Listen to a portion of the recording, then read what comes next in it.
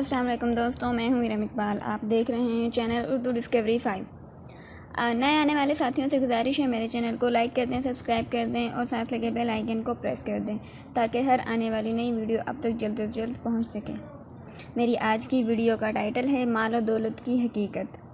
Number 1، لبنان کا سب سے مالدار آدمی ایمیل البستانی تھا۔ اس نے اپنے لیے ایک خوبصورت علاقے میں جو کہ بیروت کے ساحل پر تھا قبر بنائی۔ اس کے پاس اپنا ذاتی جہاز تھا اور جب دھماکہ ہوا تو وہ جہاز سمیت سمندر میں ڈوب گیا۔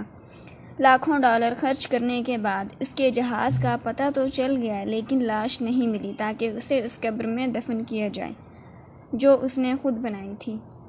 نمبر 2، برطانیہ کا ایک بہت بڑا مالدار آدمی ایک یہودی روت شلر تھا۔ وہ اتنا دولت مند تھا کہ کبھی کبھی حکومت اس سے قرض لیتی تھی۔ اس نے اپنے عظیم الشان محل میں ایک کمرہ اپنی دولت رکھنے کے لیے مختص کیا تھا جو کہ ہر وقت سیم و زر سے بھرا رہتا۔ ایک دفعہ وہ اس کمرے میں داخل ہوا اور غلطی سے دروازہ بند ہوا۔ دروازہ صرف باہر سے کھل سکتا تھا، اندر سے نہیں۔ اس نے زور زور سے چیخو پکار شروع کی لیکن محل بڑا ہونے کی وجہ سے کسی نے اس کی آواز نہ سنی۔ اس کی عادت یہ تھی کہ وہ کبھی کبھی بغیر کسی کو بھی بتائے کئی ہفتے گھر سے غائب رہتا تھا۔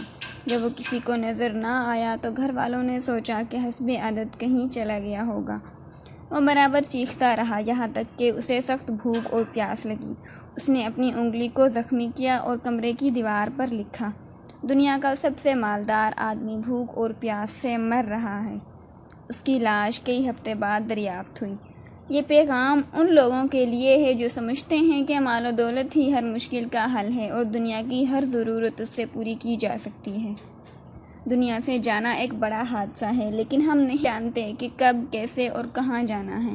انسان سفر پر جاتا ہے اور پھر واپس آتا ہے، گھر سے باہر جاتا ہے اور پھر لوٹ آتا ہے، لیکن جب دم نکل جائے تو پھر کوئی نہیں لوٹ سکتا۔ مبارکباد کے قابل ہیں وہ لوگ جو کسی پر ظلم نہیں کرتے، نہ کسی سے نفرت کرتے ہیں، نہ کسی کا دل دکھاتے ہیں اور نہ ہی اپنے آپ کو کسی سے برتر سمجھتے ہیں۔ اس لیے سب کو جانا ہے۔ ایک آدمی ٹیکسی میں بیٹھا تو دیکھا کہ ڈرائیور قرآن سن رہا ہے۔ اس نے پوچھا، کیا کوئی آدمی مرا ہے؟ اس نے کہا، ہاں، ہمارے دل مر چکے ہیں۔ قیدی اس لیے قرآن مانگتا ہے کہ قید تنہائی میں اس کا ساتھی بنے۔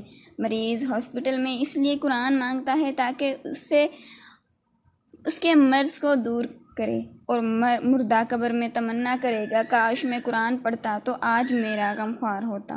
اور آج نہ ہم قیدی ہیں، نہ مریض ہیں، نہ مرے ہوئے ہیں کہ قرآن کی تمنا کریں، بلکہ قرآن آج ہمارے ہاتھوں میں ہے، آنکھوں کے سامنے ہے۔ تو کیا ہم اس بات کا انتظار کریں کہ ہم ان مصیبتوں میں سے کسی ایک مصیبت میں گرفتار ہو جائیں اور پھر قرآن کو طلب کریں؟ اے اللہ، قرآن کو ہمارے دلوں کی بہار، سینوں کا نور، عیوب کا پردہ پوش، نفوس کا مددگار، قبر کا ساتھی اور روز محشر میں سفارش بنا دیں۔ آمین ثم آمین۔